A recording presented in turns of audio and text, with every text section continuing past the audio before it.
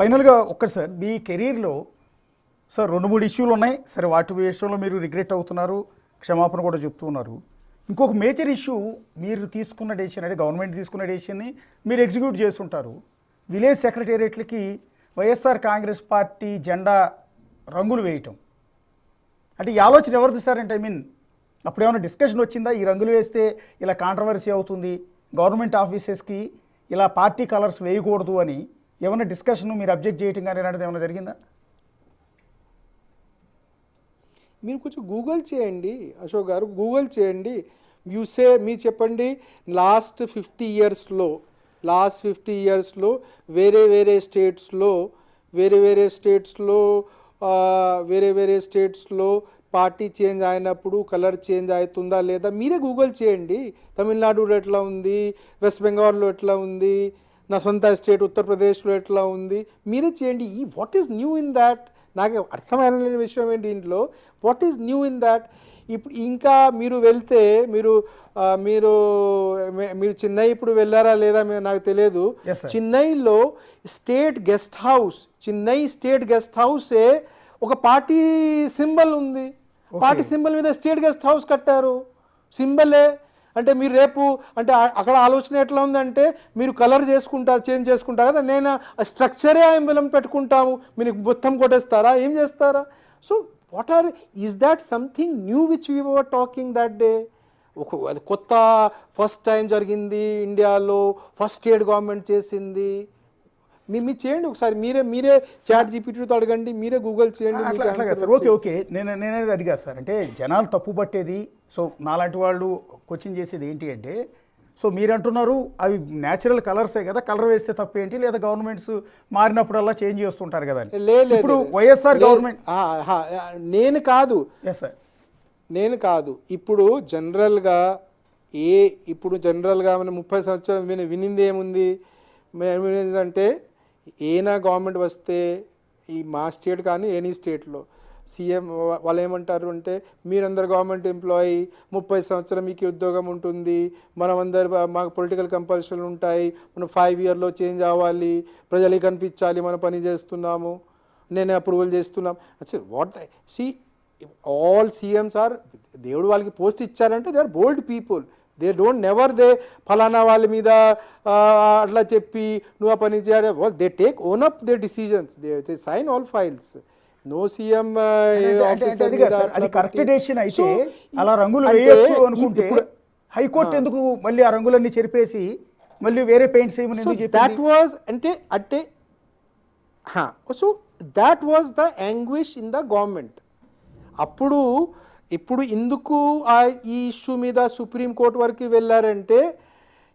వెళ్ళారంటే ఈ పక్కన తమిళనాడులో జరుగుతుంది, అక్కడ వెస్ట్ బెంగాల్లో జరుగుతుంది, ఉత్తరప్రదేశ్లో జరుగుతుంది, అన్ని స్టేట్లో జరుగుతున్నాయి. మీరు you take a comprehensive view, you come with a national policy. నేను just because I'm a party which is a new party, I'm only a restricted party in Andhra Pradesh, I'm only a startup party laga unnamante naake meeda atla jarutundi ante, that was the anguish.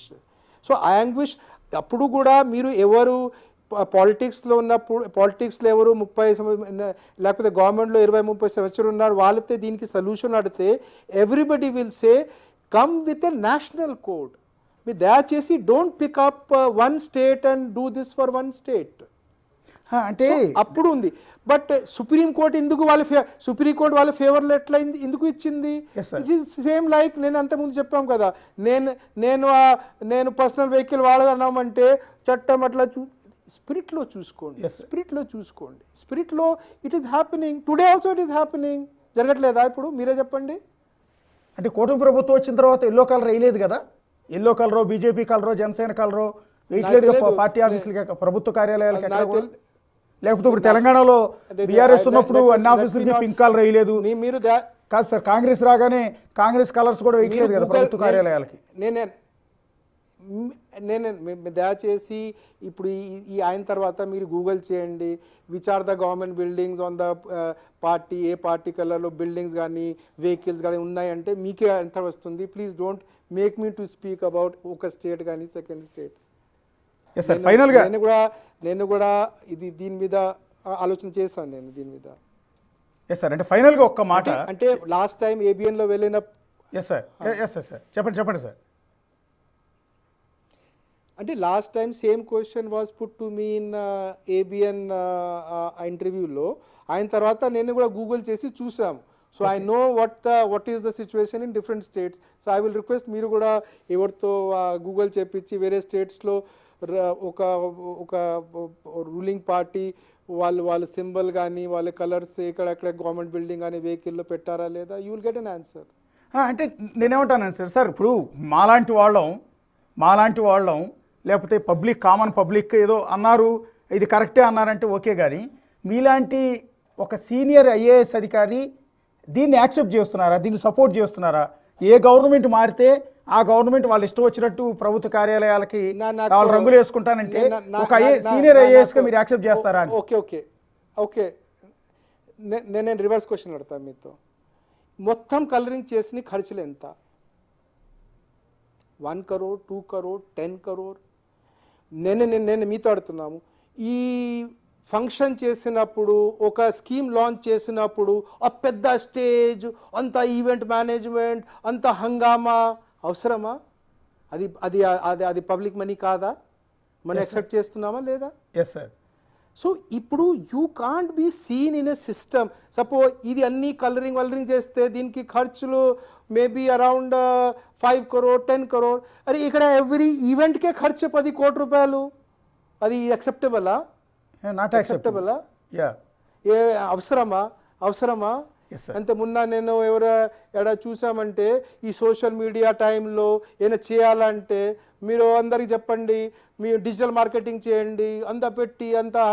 So see as a ఎంప్లాయీగా నేను మళ్ళీ పదే చెప్తున్నాను, employee should never become employer. మనం as a ఎంప్లాయీగా behave చేయాలి, respect ఇవ్వాలి ఎంప్లాయర్కి. Employer should have sensitivity towards employees. ఈ రెండు కలిపి పని చేయాలి.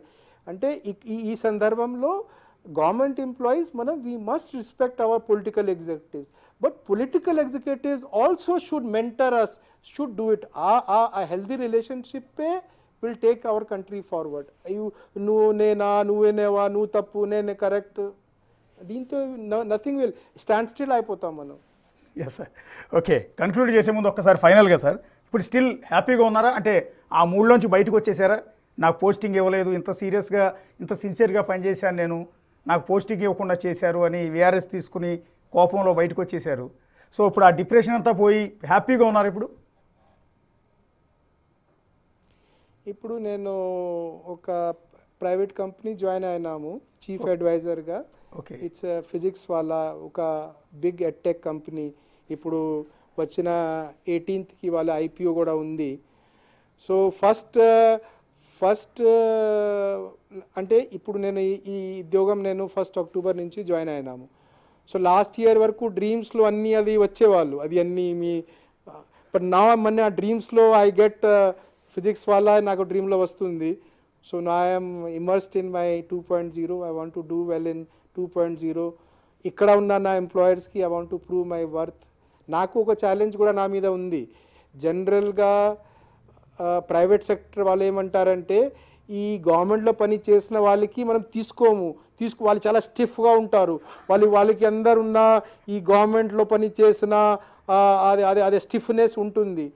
అంటే మనం సిన్సియర్ పీపుల్, గవర్నమెంట్లో పని చేసాము, ప్రైవేట్లో వస్తే కూడా మీకు ఉపయోగపడతాం, సిన్సియర్గా పని చేస్తాం, మీ కంపెనీకి హై లెవెల్లో తీసుకెళ్తాము, అప్రూవ్ చేయాల్సింది ఉంటుంది. నేను సక్సెస్ఫుల్ అయితే ఫ్యూచర్లో ఇంకా ప్రైవేట్ సెక్టర్ వాళ్ళు మా గవర్నమెంట్లో పని చేసిన వాళ్ళకి ఎక్కువ ఓన్ అప్ చేసుకుంటారు. So with that challenge I'm moving forward. Thank you sir, thank you. చాలా వాల్యుబుల్ టైం ఇచ్చారు, చాలా మీ ఒపీనియన్ మొత్తం షేర్ చేసుకున్నారు, మీ ఎక్స్పీరియన్స్ అంతా కూడా.